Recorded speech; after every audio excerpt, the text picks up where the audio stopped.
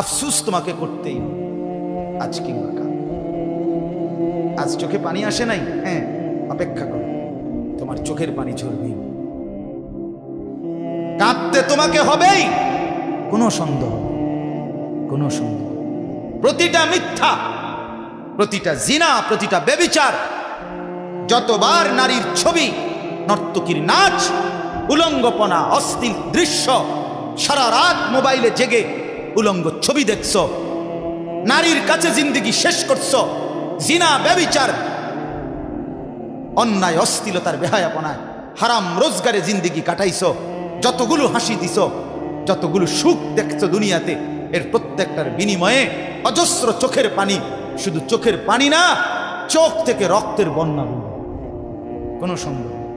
খেয়াল করেন কোরআনের আয়াত, প্রত্যেক পাপী নাফরমান, আল্লাহর বন্দিগি করে নাই, ওযু, নামাজ, রোজা, হজ, জিকির, তেলাওয়াত কিছুই করে নাই, হালাল উপার্জন করে নাই, আল্লাহর নাফরমানির মধ্যেই জিন্দেগি কাটাইছে। গান, বাদ্য, নাচ, জিনা, ব্যভিচার, মদ, জুয়া, সুদ, ঘুষ, অশ্লীলতা, বেহায়াপনা, এই নাফরমানির মধ্যে জিন্দেগি কাটাইছে। আল্লাহ তাআলা বলেন, এমন প্রতিটা নাফরমান যখন তার মৃত্যুর সময় আসবে, মালাকুল মউত আজরাইল যখন তার সামনে আসবে, দাঁড়াবে রুহু কবজ করার জন্য, আল্লাহ তাআলা নিজে বলেন, ক্বালা রব্বিরজিউন। প্রত্যেক নাফরমান পাপী তখন আল্লাহকে বলবে, আল্লাহ আমাকে কিছু সময়ের জন্য দুনিয়ায় ফেরত দেন, দুনিয়ায় থাকতে দেন। কেন? আল্লাহ জিজ্ঞেস করবেন কেন? তো নাফরমান বলবে, লাআল্লি আ'মালু সালিহান ফীমা তারাকতু। আল্লাহ, যেই আমল, যেই ইবাদত, যেই বন্দিগি ছেড়ে দিছি, এবার যদি একটু সুযোগ দেন, তাহলে আপনি যদি আমার একটু সুযোগ দেন, মালাকুল মউতকে সরায় নেন, আমারে দুনিয়ায় আর কয়টা দিন থাকতে দেন, আমি সবগুলো নেক আমল এবার সুযোগ পাইলে 100 করব। আল্লাহ তাআলা সাথে সাথে বলবেন, কাল্লা কাল্লা ইন্নাহা কালিমাতুন হুয়া কাইলুহা। কাল্লা, কখনোই না বেঈমান, কখনোই বেঈমান আর কোনোদিন দুনিয়ায় ফেরত যেতে পারবি না, আর কোনোদিন। মালাকুল মউতকে দেখে ভালো হইতে চাচ্ছ?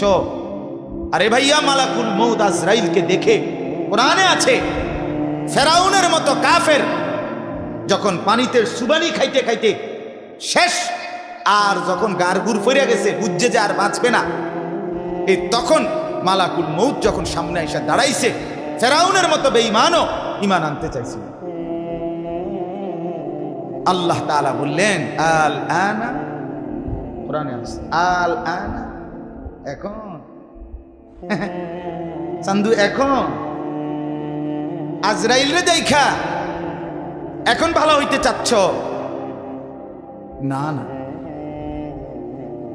কবরে গিয়েও শত শতবার বলবে, হাসরের ময়দানে দাঁড়িয়েও বলবে, হাসরের মাঠেও বলবে, আল্লাহ একটু সুযোগ দেন, একটু সুযোগ দেন, একটু সুযোগ দেন, একটু সুযোগ। আল্লাহর কসম, এবার আসেন, কোরআনে আছে, জাহান্নামের মধ্যে যখন নিক্ষিপ্ত হবে, জাহান্নামের ভীষণ আগুনের মধ্যে নাফরমান তখনও আল্লাহর কাছে চাইবে, রব্বানা আখরিজনা না'মাল সালিহান। আল্লাহ, জাহান্নামের এই ভীষণ আযাব থেকে আমাকে একটু বাঁচান, আমাকে একটু বের করেন, আমাকে একটু দুনিয়ায় যেতে দেন, না'মাল সালিহান, আমি সবগুলো নেক আমল এবার যেতে পারলে করব। আল্লাহ তাআলা বলবে, না না, আওয়ালাম নুআম্মিরকুম মা ইয়াতাযাক্কারু ফীহি মান তাযাক্কারা। আমার বান্দা, যেতটুকু হায়াত দিলে নেক আমল করা যায়, যেতটুকু হায়াত দিলে জান্নাতে যাওয়া যায়, এদ্দুর হায়াত দিয়েই আমি তোমার এই দুনিয়া থেকে কবরে আনছি, কবরে এনেছি। আমি ওই পরিমাণ সুযোগ দিছি, ওই পরিমাণ সুযোগ দিয়েই তোমাকে আমি কবরে এনেছি। কথা বুঝছেন? যাকে আমি সুযোগ দেই নাই, তাকে আমি জাহান্নামও দেই। তার মানে কোন নাবালেগ বাচ্চাকে আল্লাহ তাআলা জাহান্নামে দিবেন। 8 বছরের বাচ্চা, 10 বছরের বাচ্চা, 6 বছরের বাচ্চা, 11 বছরের বাচ্চা, 12 বছরের বাচ্চা যত দুষ্টামি করুক, তারে আল্লাহ তাআলা জাহান্নাম দিবে না। জাহান্নাম হিসাব ওই দিন থেকে, বালেগ হয়েছে যেদিন থেকে গোসল ফরজ হয়েছে ছেলের, পুরুষের, যেদিন থেকে কোনো মেয়ের মাসিক ঋতুস্রাব শুরু হয়েছে, ঠিক ওই মিনিট থেকে হিসাব শুরু। এরপর থেকে বাঁচছে যতদিন, হিসাব হবে তত। কথা বোঝেন না? এতটুকু।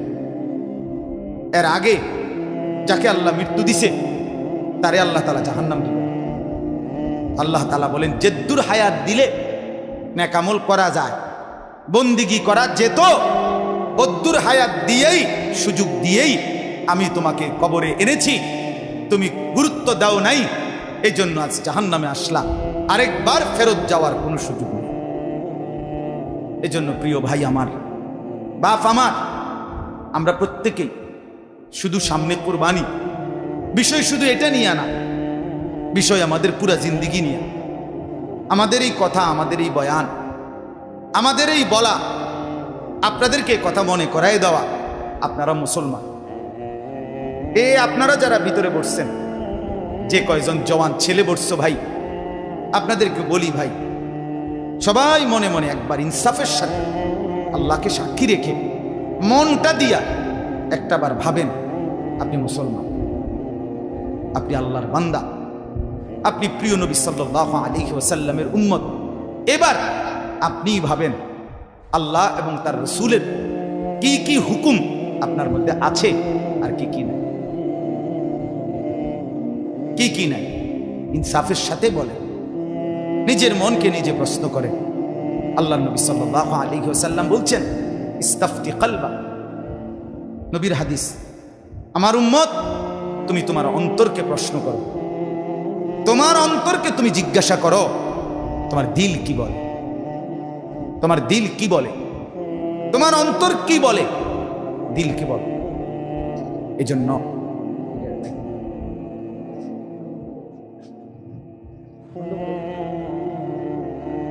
তো তুমি তোমার দিলকে প্রশ্ন করো, ইস্তাফতি কলবাক, তোমার অন্তরকে বলো, তোমার দিল কি বলে।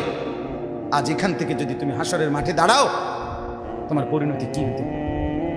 গত 1 ঘন্টা আগে যিনি বিড়ি সিগারেট খাইছেন, এখনো সেই বিড়ির দুর্গন্ধ আপনার মুখে আছে। ধরে নেন এই মুহূর্তে আপনি হাসরের মাঠে দাঁড়াইছেন। আমার বাপ, আপনি নবী সাল্লাল্লাহু আলাইহি ওয়াসাল্লামের সামনে সুপারিশের জন্য কেমনে যাবেন? এই বাপ, আপনি বলেন না, কেমনে যাবেন? কিভাবে হাউজে কাউসারের পানির জন্য আপনি যাবেন কিভাবে? নবী সাল্লাল্লাহু আলাইহি ওয়াসাল্লাম বলবেন, উম্মত তুমি জানো না, আমি পেঁয়াজের গন্ধ পর্যন্ত সইতে পারি না, আমি কাঁচা রসুনের গন্ধ সইতে পারি নাই। আমি নিষেধ করছি আমার উম্মত, আমার সাহাবীদেরকে পর্যন্ত, কাঁচা পেঁয়াজ, কাঁচা রসুন খেয়ে মসজিদে আইসো না, ফেরেশতা কষ্ট পায়, আল্লাহর বান্দা কষ্ট পায়। তুমি কি সেটা শোনো নাই? কেমনে তুমি এই দুর্গন্ধযুক্ত এই মুখ নিয়া আল্লাহর নবীর সামনে দাঁড়াবেন? বলেন, ইনসাফের সাথে বলেন। ভাবেন বাপ, এরকম একটা একটা করে ভাবেন। আজকের সারা দিনে যে কয়জন ভাই আপনারা 1 ওয়াক্ত নামাজ পড়লেন না, ফজর, জোহর, আসর, মাগরিব, এশা, এখন রাতের 11টার উপরে বাজে। আমার বাপ, আপনি বলেন তো, এই মুহূর্তে আপনি হাসরের ময়দানে যদি দাঁড়ান, আপনি কি বলবেন আল্লাহকে? আল্লাহ তাআলা জিজ্ঞেস করবে, বান্দা তোমার কি শরীর অসুস্থ, এই কারণে নামাজ পড়ো নাই? আপনি কি বলবেন? আল্লাহ, আমার খুব জ্বর, আমার সর্দি, আমার মাথা ব্যথা, আমার পেটের অসুখ। কি কারণ বলেন? এই ভাই, এই আপনারা বলেন না কেন আজকের দিনে কি কারণে নামাজ পড়েন? বলেন, কি বলবেন আল্লাহকে? মুসলমানের বাচ্চা, তুমি কি বলবা সেটা বলো, বলো আল্লাহকে কি বলবেন আপনি বলেন। ইয়া আইয়ুহাল ইনসানু মা গাররাকা বিরাব্বিকাল কারীম। রব্বুল আলামিন বলে, হে মানুষ, আমার মতো দয়ালু মনিব থেকে কে তোমারে ভুলাইয়া দিল?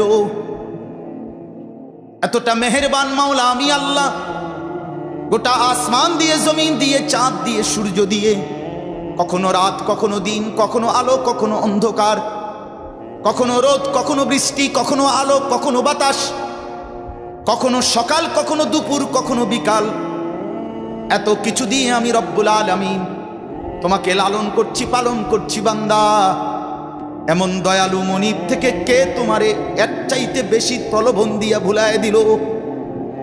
কে বলেন? আল্লাহকে বাদ দিয়ে কার কাছে কি পেলেন? কথা বলেন না, বলে ভাই বলে। আল্লাহকে বাদ দিয়ে কারো কাছে কিছু বেশি কিছু পেয়েছেন?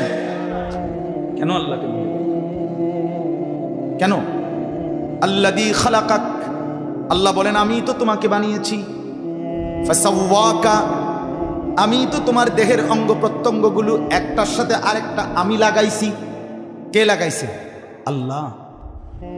এই নাক, এই চোখ, এই হাত, এই পাও, খালাকতুহু বিয়াদিয়া।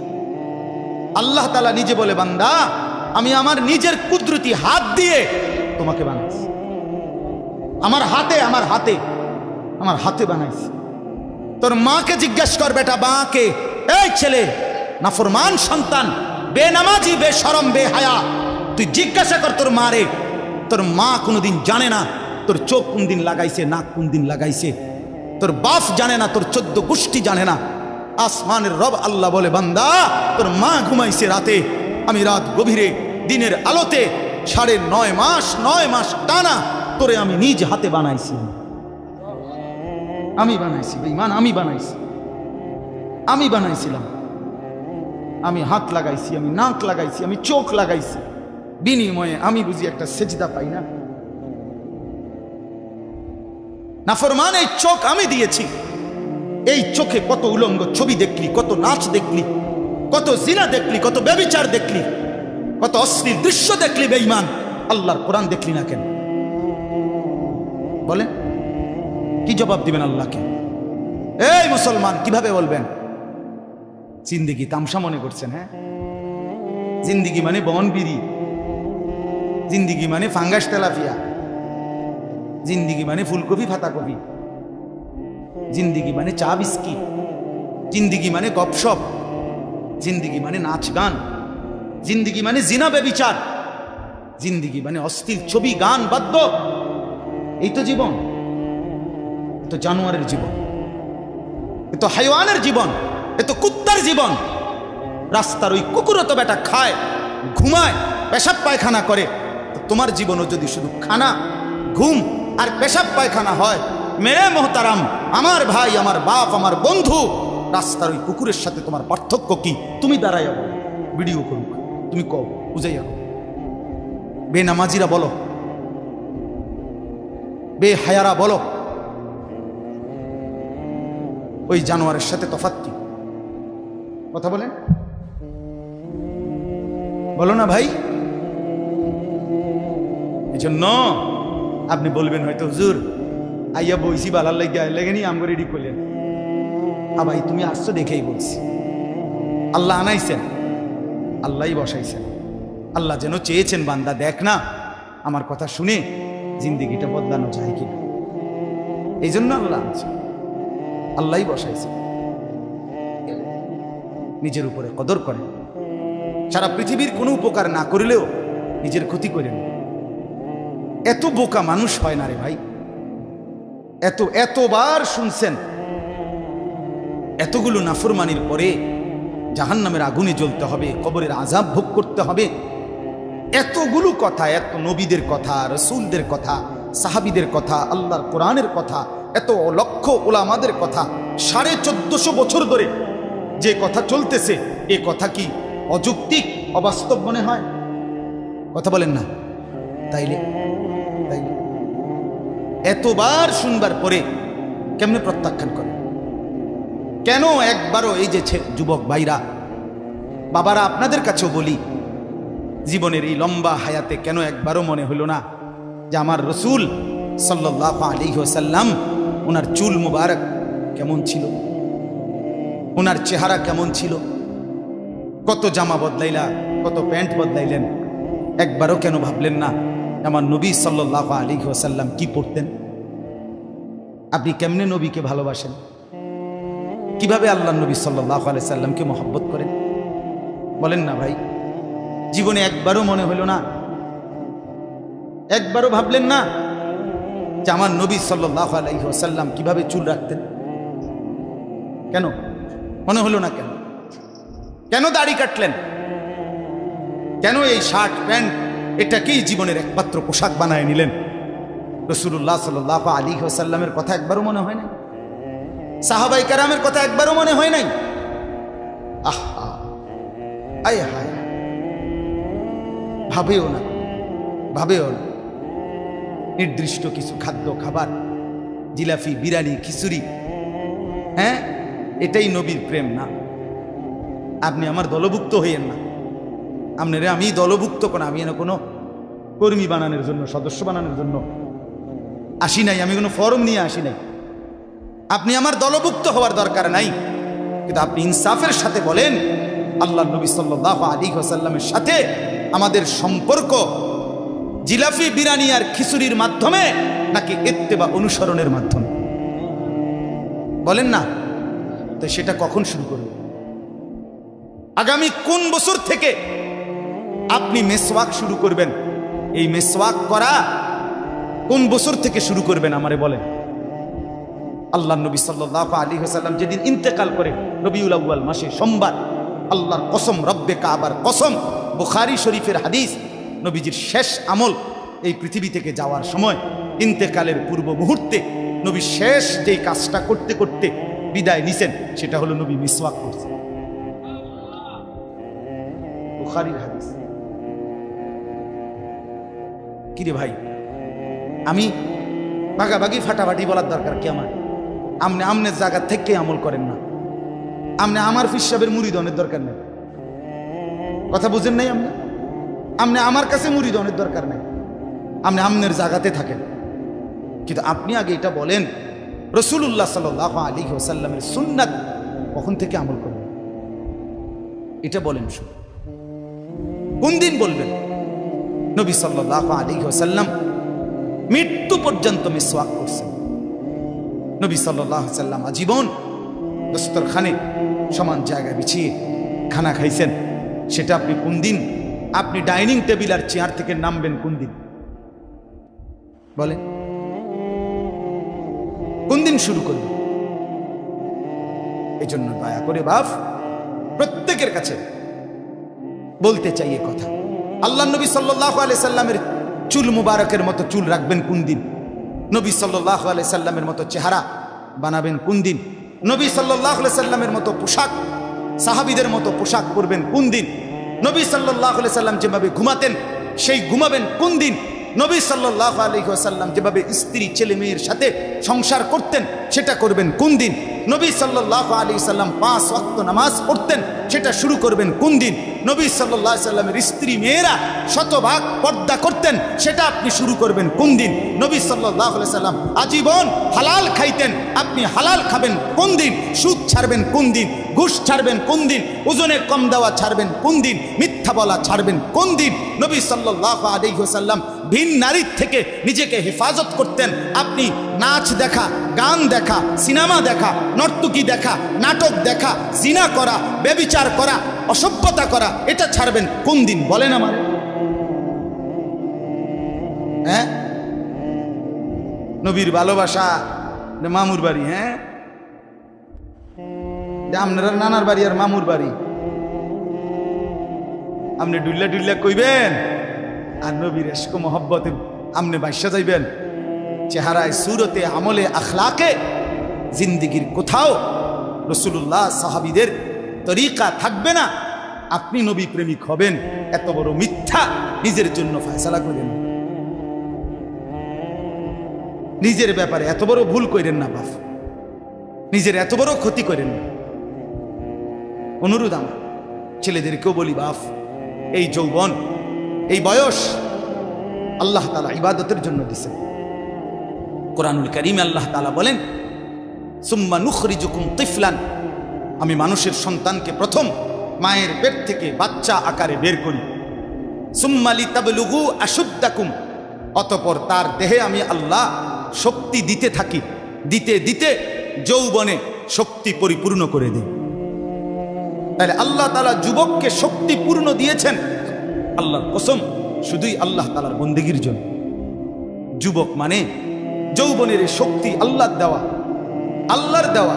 আপনারা ভাবেন তো, কারো যদি 1 ঘন্টায় বা 2 ঘন্টায় 6 বার 7 বার পেটে অসুখ হয়, পায়খানায় যায়, এরপরে তো শক্ত সামর্থ্য যুবকটা বিস্তার ছুঁয়ে দেয়, ঠিক কিনা বলেন? আপনি বলেন তো কেন বড়াই করছেন? আপনার কি হইছে? আপনার তো হাত খুললে গেছে, না পাও খুললে গেছে, না নাক ফুরিয়ে গেছে, কিচ্ছু তো হয় নাই। পায়খানা না বাইরিছে, দুর্গন্ধযুক্ত পায়খানা পেটের থেকে বাইরিছে। তুই বেটা এত দুর্বল, সামান্য পায়খানাই তোমার শরীর থেকে একটু বেশি বাইরিয়ে গেলে তুমি হুইত্যা লাও, তুমি নি মাতবরি দেখাও। এই অপদার্থ, তুমি অহংকার করো কেমনে? কথা বলেন, আমি বড়াই দেখাই কেমনে যে আমি সামান্য পায়খানা, এটার কাছে আমি এত দুর্বল? আমার কি বড়াই করা সাজে? তাহলে আমাদের প্রতি সেকেন্ডের সুস্থতা, আমাদের শক্তি সবল, এটা তো আল্লাহর দান। কার দেওয়া বলেন না? আল্লাহর দান। আল্লাহর দেওয়া সেই শক্তি, আল্লাহর দেওয়া সেই বল, আল্লাহর দেওয়া সেই সাহস, আল্লাহর দেওয়া সেই যৌবন আমার ভাই কেন নাফরমানের মধ্যে ব্যয় করে? কেন?